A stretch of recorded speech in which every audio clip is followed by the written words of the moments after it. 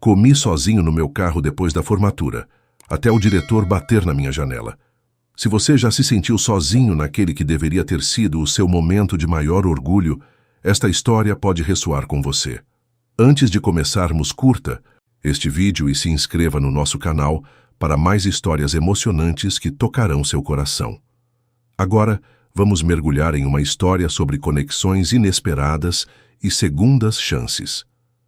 Nunca imaginei que estaria comendo um hambúrguer frio, sozinho no meu Gol velhinho no dia da formatura. Os sons abafados da comemoração ecoavam enquanto eu estava sentado no canto mais distante do estacionamento, observando as famílias tirarem fotos com seus formandos através do meu para-brisa embaçado.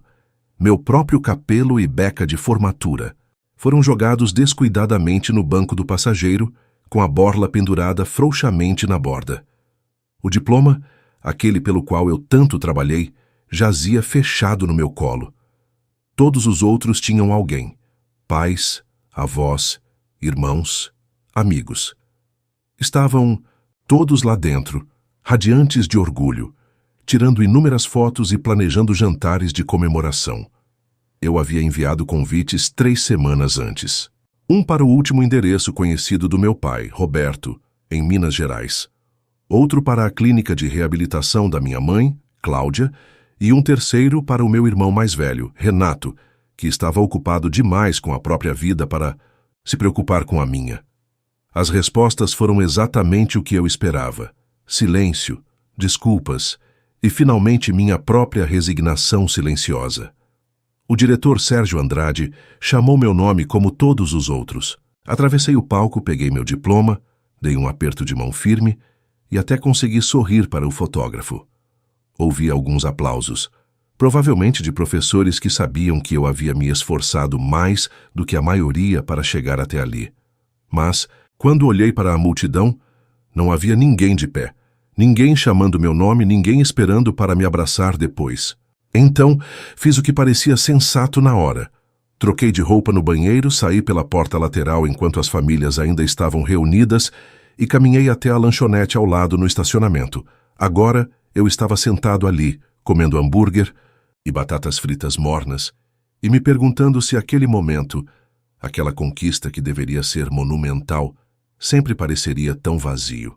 A película áspera na minha janela quase me fez engasgar com o hambúrguer. O diretor Sérgio Andrade estava lá, ainda em seu traje acadêmico completo, me olhando através do vidro com uma expressão que eu não conseguia decifrar. Abaixei o vidro da janela com relutância, preparando-me para algum chavão genérico sobre como eu deveria estar lá dentro comemorando com todos. "Se não se importa, posso me juntar a você?" ele perguntou. Antes que eu pudesse responder, ele já estava andando em direção ao banco do passageiro. Rapidamente peguei meu boné e a beca para abrir espaço, jogando-os no banco de trás, junto com latas vazias de energéticos e livros didáticos dos quais eu não precisava mais. "Desculpe pela bagunça", murmurei, enquanto ele se acomodava. Em meu pequeno carro, com suas vestes cerimoniais se amontoando desajeitadamente ao redor dele. "Já vi pior", disse ele simplesmente ajeitando-se. "A sala dos professores te chocaria." Um silêncio desconfortável tomou conta do carro, enquanto eu segurava meu hambúrguer pela metade, sem saber o que fazer em seguida. O diretor Sérgio Andrade não era conhecido por ter conexões pessoais com os alunos. Nos meus 4 anos, só estive na sala dele 2 vezes. Uma vez, quando fui pego matando aula para trabalhar em um formulário de inscrição para a bolsa de estudos, e outra, quando ele me chamou para dizer que eu teria potencial para ser validista se me dedicasse com mais consistência. "Você não", disse ele finalmente olhando para a frente, através do para-brisa, em vez de para mim. "Notei que você não estava na academia para a recepção." Dei de ombros, dando outra mordida no meu hambúrguer para não responder imediatamente. Não estava muito afim de comemorar. "Eu entendo." Ele assentiu, me surpreendendo. Na minha própria formatura do ensino médio, passei a festa escondido na biblioteca. Era o último lugar onde alguém me procuraria. Isso não combinava com a imagem do diretor Sérgio Andrade, austero e sempre sereno, que eu conhecia. O homem que fazia discursos perfeitamente equilibrados e parecia deslizar pelos corredores com uma autoridade inabalável. Por quê? Perguntei, genuinamente curiosa. Ele deu um leve sorriso. Meus pais estavam tendo uma discussão pública sobre com quem eu iria morar depois da cerimônia. Fez toda aquela coisa de família orgulhosa. Parecer uma farsa. Ele fez uma pausa e acrescentou. Eles estavam divorciados havia 3 anos, mas, de alguma forma, o dia da minha formatura pareceu o momento perfeito para relembrar velhas queixas. Que chatice, sugeri sem convicção, sem saber o que mais dizer. De fato, ele concordou. Mas sabe de uma coisa? Aquele dia não era realmente sobre eles, eu bufei.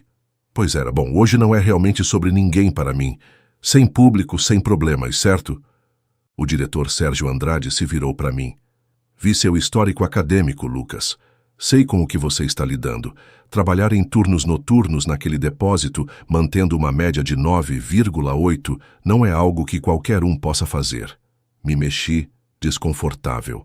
Não gostei de me lembrar do equilíbrio que minha vida tinha se tornado desde que comecei a morar sozinho no ano passado. O malabarismo entre horários de trabalho e datas de provas, a exaustão constante, o jeito como eu às vezes adormecia na biblioteca durante meus períodos livres, porque era o único lugar tranquilo onde eu conseguia descansar. Não é grande coisa, murmurei. Muitas pessoas passam por situações piores. Isso não torna o que você conquistou menos significativo, ele retrucou. Sabe, quando vi seu nome na lista de formandos, fiz questão de ficar de olho em você hoje. Por quê?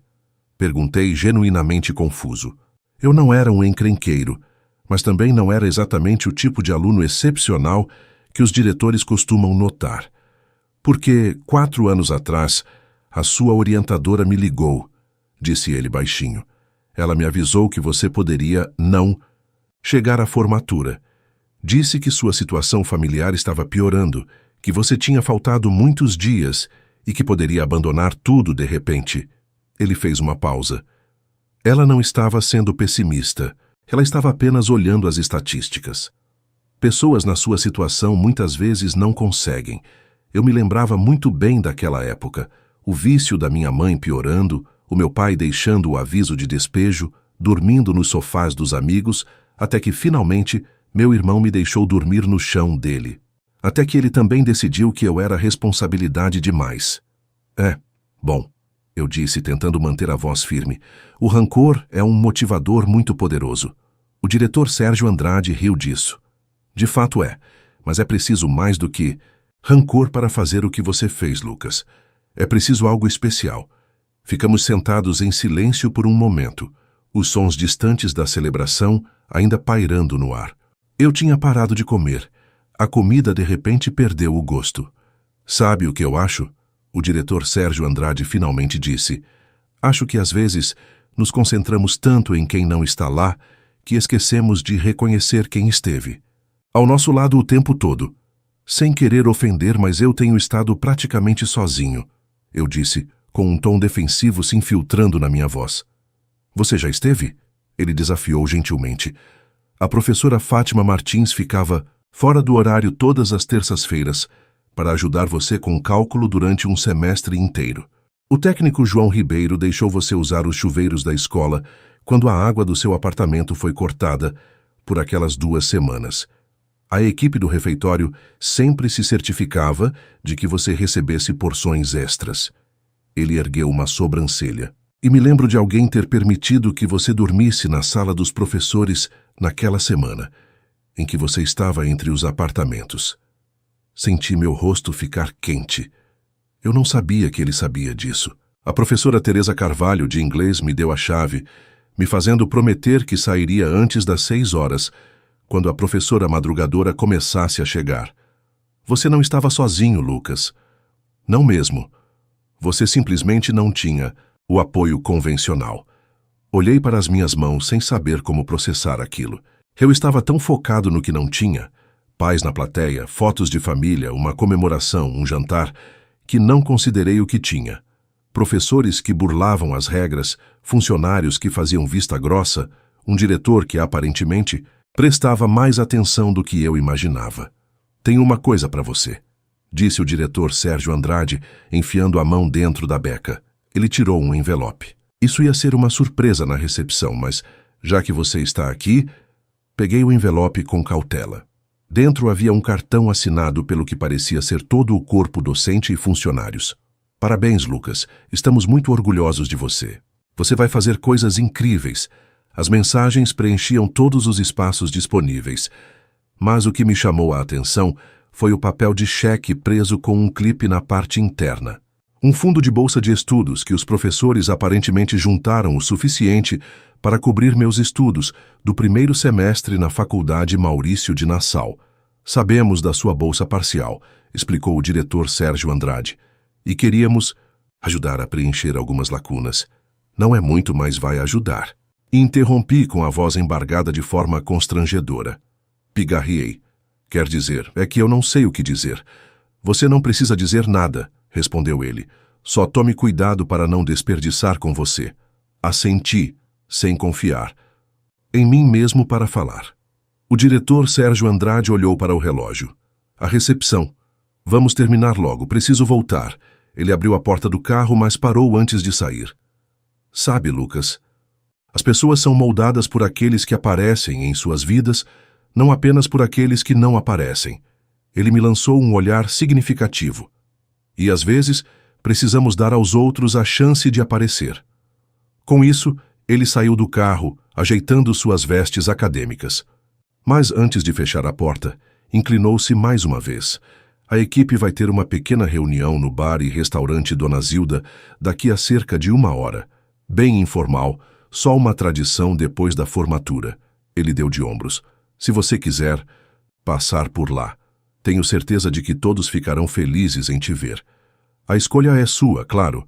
Então ele se foi, voltando para o ginásio, me deixando sentado lá com minha comida fria e um cartão que, de repente, passou a significar mais do que qualquer foto de família poderia ter. Fiquei ali sentado por um bom tempo, pensando no que o diretor Sérgio Andrade tinha dito sobre ser moldado por aqueles que aparecem, sobre sistemas de apoio convencionais versus não convencionais, sobre como eu tinha me fixado tanto no que não tinha que me tornei cego para o que tinha. O estacionamento foi esvaziando gradualmente à medida que as famílias saíam para suas comemorações. Eu os observei ir embora, os pais orgulhosos, os avós com suas câmeras, os irmãos alternando, entre o tédio e o orgulho. Pela primeira vez não senti aquela pontada aguda de ciúme. Em vez disso, me peguei pensando nas histórias deles. Quantas daquelas famílias sorridentes tinham suas próprias complicações nos bastidores? Quantos daqueles formandos haviam lutado de maneiras que eu não conseguia ver? Liguei o carro enquanto as últimas famílias se afastavam. O prédio da escola parecia diferente de alguma forma. Não apenas o lugar de onde eu tentava escapar havia 4 anos, mas um lugar que, à sua maneira institucional, me abrigou quando eu mais precisei. Coloquei cuidadosamente o cartão no porta-luvas, manuseando-o como algo precioso. Então verifiquei as horas. A reunião dos professores na casa do Feijó começaria em breve. A ideia de entrar lá me dava uma sensação de ansiedade. Mas havia algo mais que se opunha a essa sensação, algo que se assemelhava desconfortavelmente à esperança. Peguei meu celular e procurei o endereço do bar e restaurante Dona Zilda. Não era longe.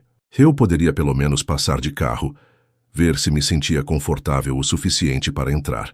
Sem compromisso, apenas uma opção. Ao engatar a ré, avistei meu chapéu de formatura no banco de trás. Num impulso, estendi a mão para trás e o agarrei, colocando-o no banco do passageiro onde eu pudesse vê-lo. Um lembrete de que hoje, apesar de tudo, eu havia conquistado algo significativo, e talvez, só talvez, eu não precisasse comemorar sozinho.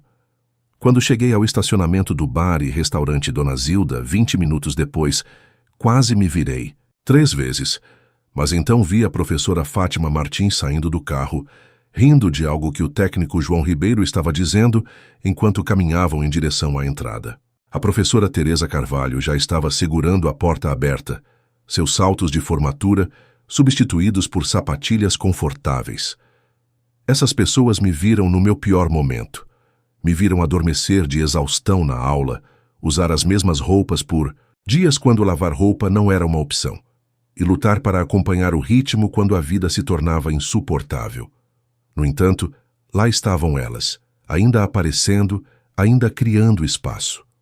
Respirei fundo, peguei meu capelo de formatura e saí do carro. O diretor Sérgio Andrade me viu primeiro quando me aproximei hesitante da entrada do restaurante. Ele não fez alarde, apenas assentiu levemente com o que poderia ser um sinal de aprovação antes de voltar à conversa. Mas a professora Fátima Martins abriu um sorriso largo ao me ver, acenando entusiasticamente para mim.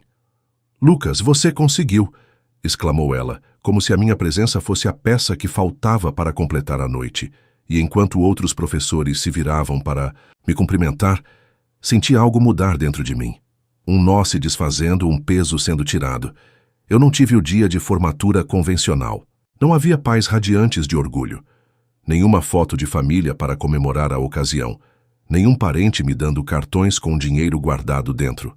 Mas, ao entrar naquele restaurante, cercado por pessoas que me apoiaram silenciosamente por anos, percebi que tinha algo talvez ainda mais valioso. Uma família escolhida que viu meu valor quando eu mesmo não conseguia. Às vezes a vida não nos dá as comemorações que achamos que merecemos. Às vezes, comemos sozinhos em nossos carros enquanto outros se reúnem lá dentro. Mas às vezes, se tivermos sorte, alguém bate à nossa janela e nos lembra que não estamos tão sozinhos quanto nos sentimos. E às vezes isso faz toda a diferença. Se esta história tocou seu coração, considere curtir e se inscrever no nosso canal. Seu apoio nos ajuda a continuar compartilhando histórias sobre resiliência, conexões inesperadas e encontrar família em lugares improváveis.